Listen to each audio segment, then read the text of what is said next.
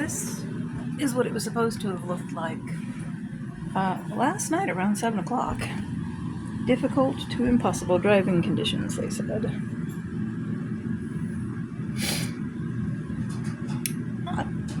So this is what we expected yesterday. And it didn't even start falling until around midnight. So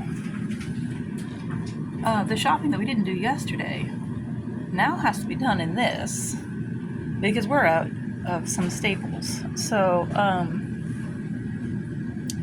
yeah, totally glad that we didn't go out in the difficult conditions yesterday.